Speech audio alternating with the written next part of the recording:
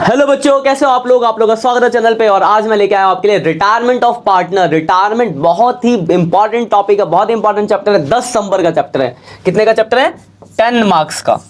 10 marks. आप सोच सकते हो 10 नंबर बहुत होता है। 10 मार्क्स। यहां से क्वेश्चन कैसे आएंगे? तो एक क्वेश्चन आएगा 1 नंबर वाला, एक क्वेश्चन आएगा 3 नंबर वाला, और एक क्वेश्चन आएगा 6 नंबर वाला। कुल मिला के 10 मार्क्स हो गए। 3 क्वेश्चन यहां से आएंगे, एक नंबर का एमसीक्यू आएगा, एक 3 नंबर का क्वेश्चन आएगा, 6 नंबर का आएगा। तो 6 नंबर तो साफ सीधी बात है, कैपिटल एडजस्टमेंट आएगा। रिटायरमेंट में 3 तरह की कैपिटल एडजस्टमेंट्स होती है, मैंने आपको करा रखी है। वो 3 टाइप्स आप जरूर रिवाइज कर लेना, और ये एडमिशन के ऑप्शन में रहेगा। ठीक है, एक 3 मार्क्स का क्वेश्चन आएगा। तो देखो क्या क्या टॉपिक बनते हैं, पीएसआर, ट्रीटमेंट ऑफ गुडविल और रिजर्व का डिस्ट्रीब्यूशन, इसी में से किसी जगह से आएगा। और एक एमसीक्यू आएगा जो आपने पूरे सारे टॉपिक्स रिवाइज किए, उन्हीं में से बन जाएगा। तो देखो क्या क्या आपको करना है इसमें। सबसे पहले आप पीएसआर प्रॉफिट शेयरिंग रेशियो करोगे कि न्यू रेशियो और गेनिंग रेशियो कैसे निकाला जाता है। पीएसआर के 3 टाइप्स मैंने आपको करा रखे हैं। एक में कुछ नहीं बोला था, एक में किसी एक को देके जाता है, एक में दोनों को किसी रेशियो में देके जाता है। 3 तरह के टाइप्स है, एक बार देख लेना आप। तो पीएसआर के टाइप्स आता है तो बहुत अच्छी बात है, नहीं आता तो लेक्चर्स पढ़े, वहां से आप देख सकते हो। और जो ऑफलाइन बच्चे हो आप लोग तो पता ही, आपने कर रखा है, मैंने करा भी दिया बैच में, दोबारा रिवीजन भी।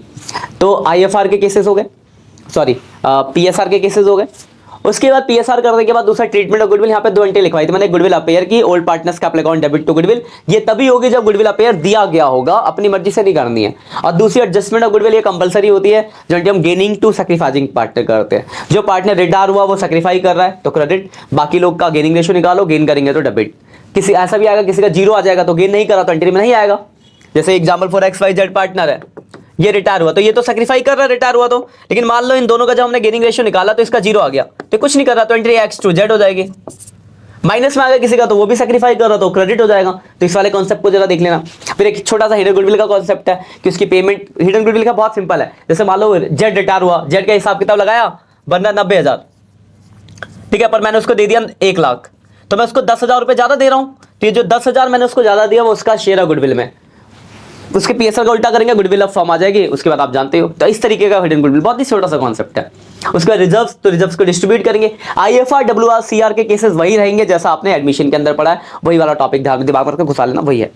ठीक है ना, इतनी चीजों को कर लो, आपके यहाँ के पूरे 7 के पूरे 10 के 10 नंबर आपके पक्के, 10 नंबर पक्के कर लो। और 10 नंबर बहुत इंपॉर्टेंट है यार, 10 नंबर, 10 बहुत होता है, 10 80 में से 10, समझ लो।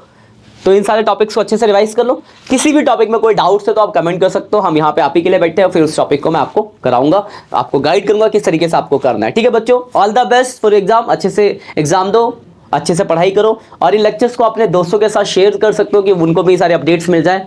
और चैनल पे एक बार सब्सक्राइब कर दो, नए हो तो आप प्लेलिस्ट में जाके देख लेना, आपके काम के बहुत सारे इंपॉर्टेंट टॉपिक, 1 शॉट लेक्चर, सब कुछ पढ़ा हुआ है, आप देख सकते हो वहां से। और ढील दे रहो, अपडेट्स भी आते जा रहे हैं। ठीक है, मिलते हैं बाकी नेक्स्ट लेक्चर में, तब तक के लिए बाय बाय।